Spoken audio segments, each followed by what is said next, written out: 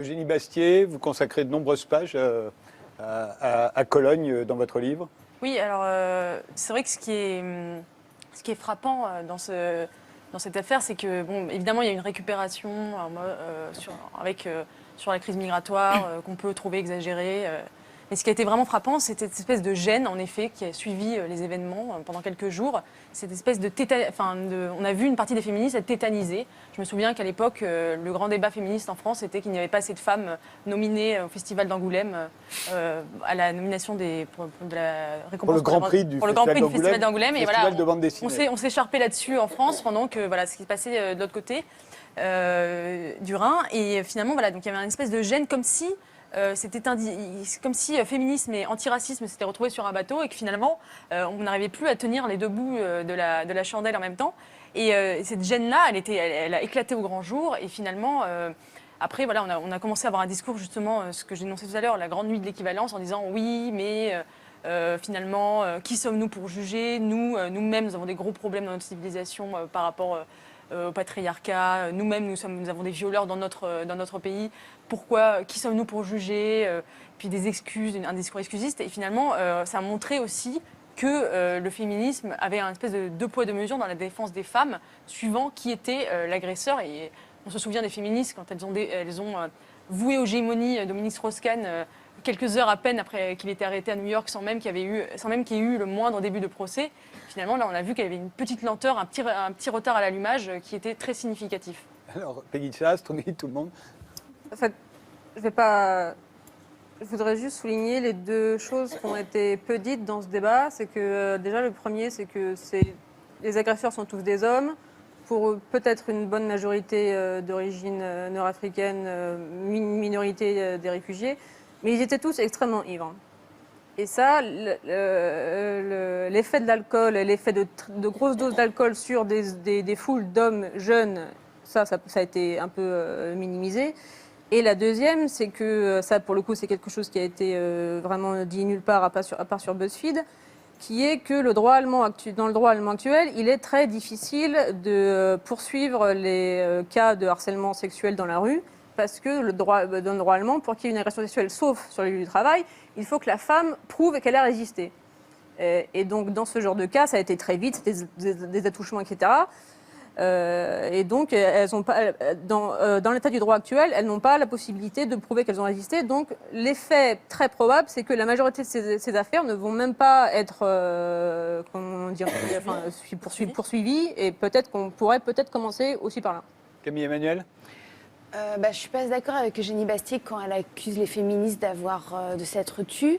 D'une part, c'est les médias allemands, à la base, qui ont mis du temps aussi à réagir. Donc il y a eu un temps de latence avant que ça traverse le Rhin et qu'on en parle aussi en France. Mais c'est les médias en général en Allemagne qui se sont Parce tus. qu'ils étaient tétanisés justement par une espèce de doxa féministe. Alors je ne sais pas si les médias allemands sont dominés par des féministes, j'aimerais bien. La mère de la ville soit tenue par des féministes, mais en tout cas les médias allemands se sont tus.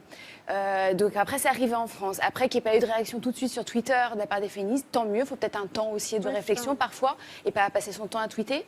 Et puis voir ce qui se passe, analyser une situation, voir qui... Et alors par contre, juste par rapport à la réaction de certaines féministes, moi ce qui m'a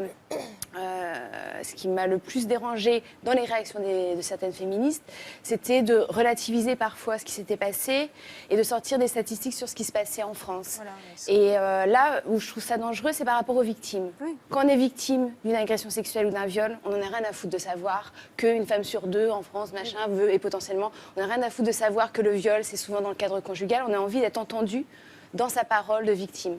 Et donc, le danger dans le fait de réagir trop vite parfois, et peut-être qu'il y a des féministes qui ont mis du temps à réagir, mais parce qu'il faut réagir de façon intelligente, c'est de dire justement de sortir des statistiques et de sortir trop de chiffres qui relativisent. Ce qu'il faut entendre, c'est les victimes en fait. Et il y a des journalistes, féministes ou pas d'ailleurs, qui sont retournés à Cologne, qui sont allés interroger ces femmes.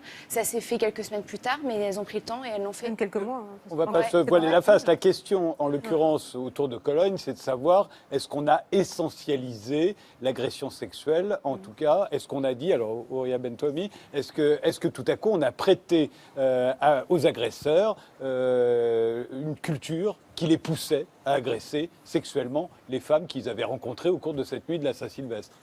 Alors, d'abord, pour réagir aussi à ce qu'on a vu, et ensuite, effectivement, pour aller dans ce sens-là, qu'est-ce qui importe pour ces femmes? C'est-à-dire pour toutes celles qui ont été agressées, c'est pas tellement de savoir qu'il était marocain, que l'agresseur était réfugié, etc. C'est que c'était un agresseur, et en l'occurrence, un homme.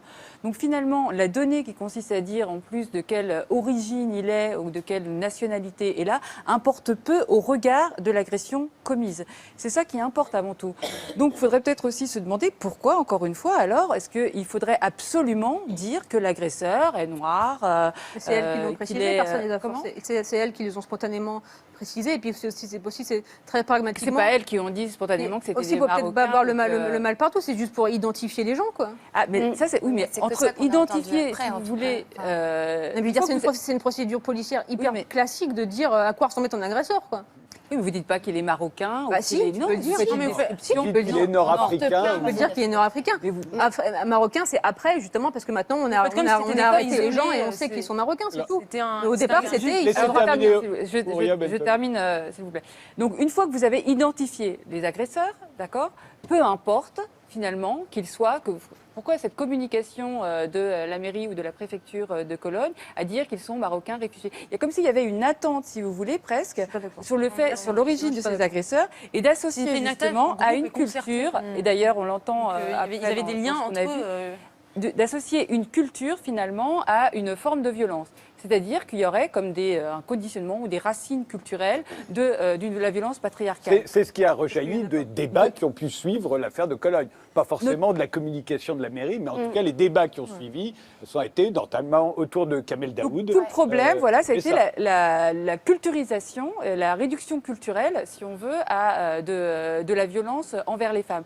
Et là, c'est problématique. C'est pour ça que c'est important, moi, je trouve quand même, dans ces moments-là, de dire effectivement la violence qui existe envers les femmes en France, mais pas que d'ailleurs envers les femmes en France, aussi, dans le problème, si on veut l'associer alors au problème migratoire, pourquoi est-ce qu'on ne parle pas alors de toutes les souffrances et de tous les viols qui sont commis sur les migrantes? Je veux dire, ça aussi, ça passe complètement sous silence. Donc, il y a aussi, finalement, encore une fois, une sélection du choix ici des victimes pour avoir l'opportunité de ramener ça à une question culturelle sur l'agression sexuelle. Et c'est là où, pour moi, c'est problématique et c'est raciste.